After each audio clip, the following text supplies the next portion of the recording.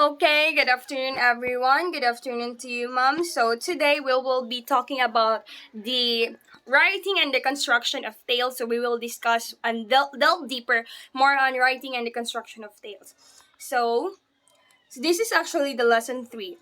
So, first is structuralism first emerged in France in the 1950s and generally pertained to the idea of understanding the world in structures, particularly relationships between categories and subcategories, whole and parts, and it initially functions as a linguistic principle used to explain the relationship between language and culture and was introduced by the Swiss linguist Ferdinand de Saussure. So, linguist Ferdinand de Saussure actually this tackles all about the in LE 1 to 3. We have discussed about this one, specifically the relationship and the interconnectedness that obtain about the culture as well as the language, and that these two are actually inseparable. So that is on there about structuralism. However, this theory found its way into literary criticism through the works of the French anthropologist Claude Lévi-Strauss, because Ferdinand de Saussure and Claude Lévi-Strauss actually they have its controversies. Their perceptions about language and culture are actually controversial. They did not agree. They do not have this mutualism. They do not have this communism, because they have different perceptions about the language and also the culture.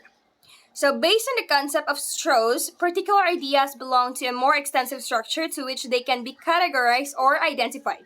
Structuralists explain that it is human nature to reduce complex concepts into systems and categories depending on how a person perceives such structures. So that is according to Mombrel 2016. So it aims to unlock the universal principles to which human reacts and conforms, and Strauss believes that these systems and structures are constant and collective. Hence, in the study of literature, the process begins with pointing out the characteristics of a literary piece and proceeds to classifying the text to which category or system it belongs. So it seeks to find unity and coherence in the elements and parts of the literature and towards a larger external structure. So that is all about the deconstruction as a reaction to structuralism that actually involves the language and the culture that was proposed by Strauss and Saussure. Moreover, Strauss applied the structuralist principle in his study of the world's different mythologies. So in his study, he found that these mythologies are similar in many things, and thus he sought to categorize and organize these into meaningful structures.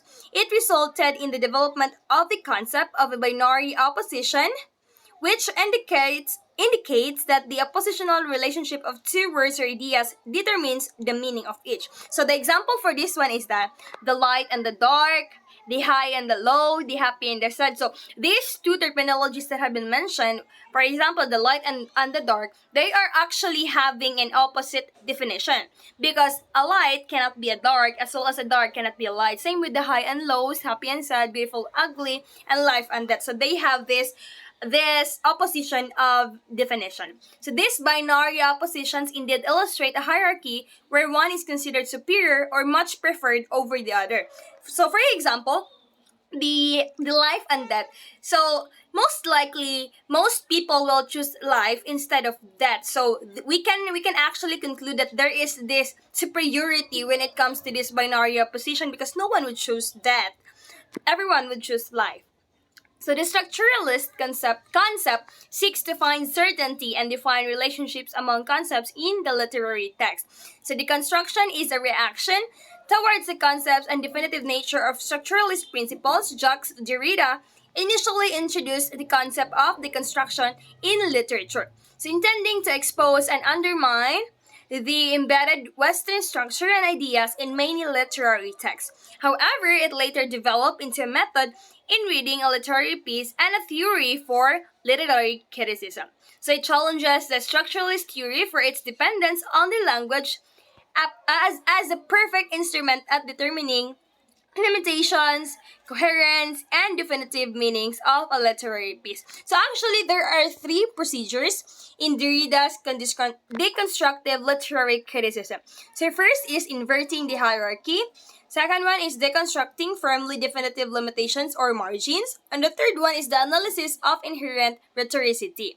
So the first one is a means to destabilizing existing binary oppositions, in particular literary pieces. So it is all about challenging the existing definitive binaries as it is essential in this operation. So it undergoes the process of reversals and proceeds to the process of highlighting the instability of the hierarchy. So it unfolds by emphasizing that one term is not always superior, over, or inferior to the other. So this breaks the stereotyping because earlier it has been said that there will be this superiority when it comes to binary opposition, but this inverting the hierarchy as part of the three procedures in Derrida's deconstructive literary criticism actually breaks the stereotypes, or actually breaks the generalizations that in binary opposition there will be no superiority and there will be no inferior to the other. So the second procedure means avoiding any impulse to categorize a specific literary work in any particular pattern, system, or even the rule. So the deconstruction theory indicates that dismantling of the present social or cultural structure and not constructing new meanings of literary pieces on top of this structure. So it is about establishing the inconsistent features and elements of the literary piece. So moreover, Derrida describes his process as a double reading, and for good reason. It begins with reading a literary piece intelligibly as it stimulates the recognition of determinate meanings presented in the text. So it serves as a springboard of critical reading where one reverses the hierarchy and explores every possibility of meanings until it arrives at an aporia. Aporia means that it pertains to a situation where the explorations of meanings arrive at a deadlock. So in one way or another, it illustrates the dynamism of a human language and the essence of human experience in literature, that it is difficult to interpret these through determinative and conclusive readings. So we will delve deeper to rewriting the construction of a classical tales. The rewriting or deconstruction of classical tales. So these classical tales, let us decipher each. Classical tales are actually we are familiar with this one since when we are in our childhood era, we are actually introduced to tales, especially classical ones. So as a form of literary criticism, the construction addresses the political and social issues surrounding several book challenges among children and adolescent literary pieces. So as a review, conservative groups, minority groups, or individuals challenge certain books based on culturally or socially offensive content. So brutal and even the violent matters. So hence the conduct of the censorship process, which later paved the formulation of the political correctness or the ideology. Wait. Or the ideology. So the censorship ideology works effectively on pieces of literature that display brutality, violence, and obscenity. So stakeholders and censors collectively decide when it comes to these apparent matters. Authorities immediately process these challenged books for restriction or banning based on the decision reached. However, other book or literature challenges stem from social and political issues that vary culturally. So it is inevitable that there were publicized books or publicized literature that are actually brutal or actually violent or it has an enough obscenity of the scenes, the scenario. So it is inevitable. So that is why censorship works effectively on pieces of literature that display brutality in order for them to censor everything, because there were minor readers out there that really needs to distance themselves or avoid reading this kind of stuff in order to provide or in order to guide them properly, or if their parents are assisting them, then it is fine. If there is this parented situation.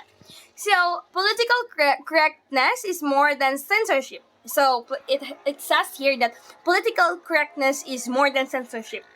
So it sought to eliminate existing political and social biases deemed to be offensive to any minority group. It was a good cause, but over time its implementation has gone overboard. It instead focused in formulating several unnecessary terminologies to hide or alter words deemed insulting or damaging. So like leprosy was later named Hansen's disease, while short people are called vertically challenged individuals. Imagine reading the story of Rumpelstiltskin described as vertically challenged. The PC movement believed that this would help eliminate the tone of discrimination. Many consider this step unnecessary or absurd because it still refers to and means the same thing no matter how they change the name. Yes, indeed. That is why we should use the other terms that is not explicitly can hurt or explicitly cannot discriminate towards one's individual, because as I've said earlier, it is inevitable to that a certain child is exposed to political issues, societal issues that are publicized on even in the internet or even in the or even in a piece of paper. There were contents that are actually not good for the minority groups, or that are actually not good for the children. So that is why political correctness is more than censorship, because it is filtering everything. It will not publish or it will not tolerate such thing to be publicized, especially if it violates or especially if it discriminates one minority group or one person or towards a faction. So it avoids or it deters that to happen. So in some situation, authorities censor obscene or offensive content by altering the words to promote political correctness and thus destroying the aesthetics of the text. So one example for this one is the late President Rodrigo Roa Duterte, whenever he curses during his speech, it will be censored. It will be the audio, the text, the subtitle will all be censored. Will all be redacted. It is because there were watchers out there in the television, outside television, or in the social media that are not actually in need to hear those cursing words, because yes, they are minor. So in the book, one example is the reviewing parts of the Shakespeare's Hamlet, where the author Thomas Bowdler changed Ophelia's suicide into an illustration of accidental drowning. The implementation of the political correctness ideology has gone to extremes that it went downhill towards hiding the truth among young readers, making them ignorant about the absurdities, violence, discrimination, and other problems in the real world.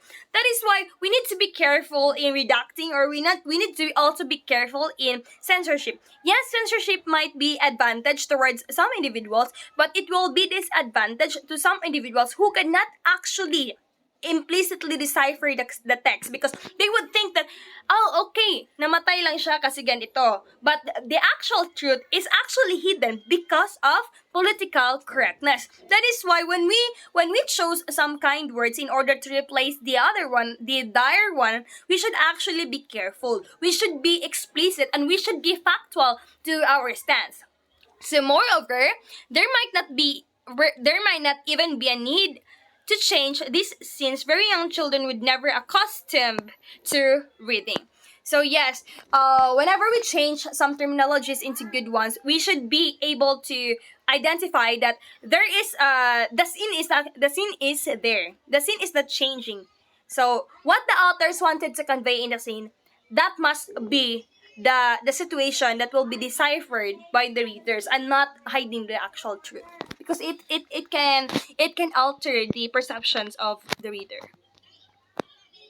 So, one popular topic of political correctness is gender bias, influenced by the existing structure that the society created and observed. There seems to be a constant struggle between femininity and masculinity, which is the male and the female, man and woman. Feminists feel the need to empower women, and it leads to propositions of changing gender biased words to neutral terminologies like man and woman transformed to a person, while mother and father to parents. Nevertheless, however they change the name, it does not change the essence of the word and does not in any way empower the woman minority. The failed attempt of the political correctness ideology inspired the comedian James F. Garner to publish the book Politically Correct Bedtime Stories. So despite its purpose of highlighting the tragedy of the PC ideology, this published book is no more than a parody of the original bedtime stories. So even though it seeks to distinguish the target issues of the original text and the PC ideology, its meaning is independent. No, dependent. Its meaning is dependent on the original book. So individuals who have not read the original book will never understand the significance of the parody in the new book. So in order for you to understand the book of the comedian James F. Gardner, you have to read the original one because you cannot decipher on your own. You cannot decipher the situation. You cannot know the twist. Why is this happening? How is this happening if you are not reading the original book? So it is no deconstruction, rather a mere reversion of the characters and their distinguishing characteristic. So, for the next page, even bestowing characteristic or attitudes to female character does not empower women. Instead, it makes the woman a poor version of a man. So that is why deconstruction does not stop at pointing out binary oppositions and inverting the values and meanings. It advances towards exploring countless interpretations at every rhetoricity of the context. Gender bias is one of the things that deconstruction seeks to dismantle to foster growth and development in meaning making and perceiving the world. So the way classical tales portray or present women has persisted for decades, mainly on how princesses always need saving and how beauty goes with the excellent character. So, it has been stereotyped by most of everyone that princesses are need to be saved. Princesses are meant to be given a treatment like a princess. You need to bow down, you need to serve, you need to praise them, you need to be respectful for them because they are princesses. We need to actually treat them the way they should be. The way they should be as the princess. So, tales present women as weak and passive, incapable of defending themselves, and great at possessing exceptional beauty.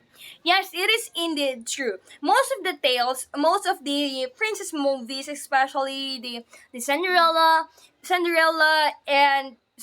lot more Disney princesses.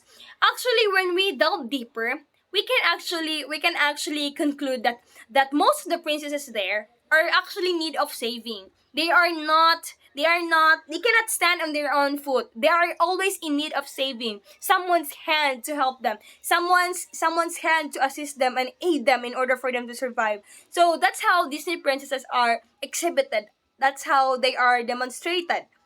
Alright, so it says it says here that many even accuse the concept of beauty propagated in the tales as the contributing factors to the insecurities among young adults nowadays. So yes, this instance actually provides insecurities to anyone that can actually understand the meaning or that can actually understand the scenario. Because what if someone will not actually label themselves as pretty? What if someone already has insecurities and be added just because of this perception? So what if someone will not actually ask for help just because she thinks she is not pretty, right? So these factors and insecurities among young adults nowadays, and this instance exemplifies how children's classical tales provides reader a social structure about the meaning of beauty, the essence of a woman, and the role of women in society. So this seem definitive and hierarchical and promotes stereotyping. However, the innocent demands of the feminist groups worldwide lead to reimagining the character and role of women in a modern culture of the current society. Wait, let me zoom this one. Thus presenting the need to deconstruct and rewrite this literary text, and criticism of classical tales provides an opportunity of exploring rhetoricity and provides refreshing possibilities or truth. It is a vehicle in rewriting and reinventing classical tales to suit the beliefs and culture of modern society. So in this instance, the changing social and political structures in the new version of the literature become a credible demonstration of the ever-changing realities of the world. So the first one is moving pictures as a new resource of learning, extending the reach of censorship. So internet and digital transformation, particularly its visual nature, influenced the course of the educational system. The Philippines, for one, acknowledges this revolution, thus including viewing as the fifth language skill in the new language curriculum framework. Viewing includes activities that involve comprehending and analyzing visual media, including moving pictures such as television and film. So actually, this is actually a hard one to, no, a common one to be done. But when we delve deeper to the terminology of viewing, they're actually this actually in need of a lot of skills. You need to visualize, you need to analyze the visuals, you need to comprehend what is happening, you need to understand the moving pictures, you need to understand what they speak. It needs a lot of skills for you to be able to decipher everything. So it is a fact that children and adolescents alike enjoy these forms of technology. Hence, learning about the favorite classical tales is no longer limited to reading books. These are now available through viewing televisions and films. Regarding the value of film as another form of resource for learning in the new generation, as were the books, authorities felt the need to extend the application of censorship. It started in the United States when the Supreme Court decided to ban The Miracle, a film of Robert II, for its heretical content. So because of this censorship, political censorship or the censorship itself, they are banning a lot of things, especially this The Miracle, because it has a heretical content. Wait. The next one is reviewing the classical tales. Yeah. Wait. So different countries in the global community establish censorship, so not just only in the United States of America. So they have established censorship committees that task to censor different film productions intended for cinemas. So the film is quite a big industry that reaches a significant audience varied in age and gender. Censoring films means restricting the viewing of this media for specific age groups, observing the level of maturity of these particular audiences in cinemas, especially the rich children that are actually not allowed to also witness the scenarios or the situations because they are still minor.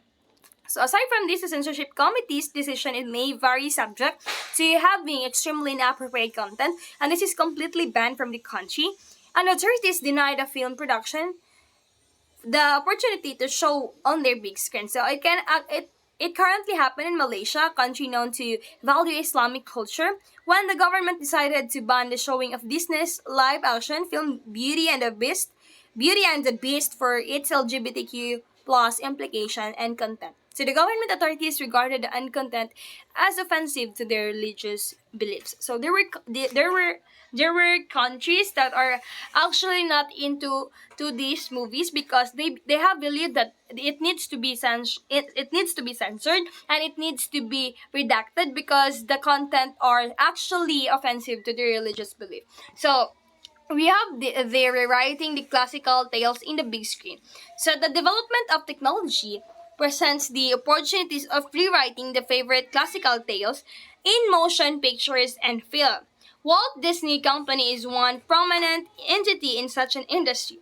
So it started with their retelling of Brothers Grimm's The Little Snow White through an animated cartoon film Snow White and the Seven Dwarfs in 1937. So they have rewritten the story in a manner that would be acceptable, romantic, and enchanting to young audiences. Instead of the biological mother inflicting harm to her child, Snow White, because of jealousy, the film had a wicked stepmother who is a witch to take its place. Also, instead of the queen disguising 3 times bringing poisonous objects, the lace, the comb, and the apple, to harm her child, the wicked witch in the film only disguised once to poison Snow White with an apple. Lastly, instead of the prince subordinate accidentally reviving Snow White by hitting her back, making her spit out of the piece of the apple that got stuck to her throat, the film showed how the prince's true love kiss brought snow. So actually, they are actually revising the Little Snow White now from Brothers Grimm's The Little Snow White to the Snow White and the Seven Dwarfs. So each of the scene are actually changed. So now I know. So this is the first time that I actually know. So it is new to me, and it is actually a fun fact to me that this the Snow White that I am seeing back then when I was a child is not actually the Snow White that should be right now, because the scenarios, the scenes, the twist of the movie are actually altered. They are actually modified and changed because of the correctness, because of the censorship that must be followed. So the industry made sure that the film would be suitable for all ages, and several other animated films followed, including The Ugly Duckling, Cinderella, The Three Little Pigs, and many other. Oh my god. So actually this is my first time. This is the first time that I know that all of this movie, The Ugly Duckling, Cinderella, even this Snow White, The Three Little Pigs, and many other animated films are actually the plot that they must be showing unto us are not actually the plot that they are presenting, because they are hiding. They are not they are choosing not to present the real plot because of this censorship, in order to suit their movie, or to suit their film for all of the ages. That is actually mind blowing. So, oh my god. So the live action, we also have here the Beauty and the Beast. Yes, we all know that it actually violates the offensive. It actually violates the religious beliefs of the Malaysian people. That is why they're banning the Beauty and the Beast. So, finally we have the Maleficent. Is it yeah, Maleficent. So Maleficent is Disney's most modern and creative rewriting of their previous animated film, Beauty and the Beast. So the tale unfolds from the perspective of Princess Aurora, and despite the film titled with the name of the once evil fairy in the animated film, Aurora remains one of the main characters with much significance. The film portrayed the strength of Aurora's character even when maintaining the feminine traits of the princess. It also presented Maleficent in a different light, where she became both the villain and hero in the tale. The construction of Maleficent's character present the possibilities of her kind nature being a fairy. So this one again, the deconstruction explored and dismantled the romantic nature of true love's kiss to give way for another genuine type of love. So there were lots of twists actually. It illustrates two complex kinds of beauty among women through Aurora and Maleficent, how each has her unique strengths and weaknesses. So, political correctness ideology means to nurture the rights and significance of every minority group or individual impacted by any socially or politically offensive content found in many children and adolescent literature.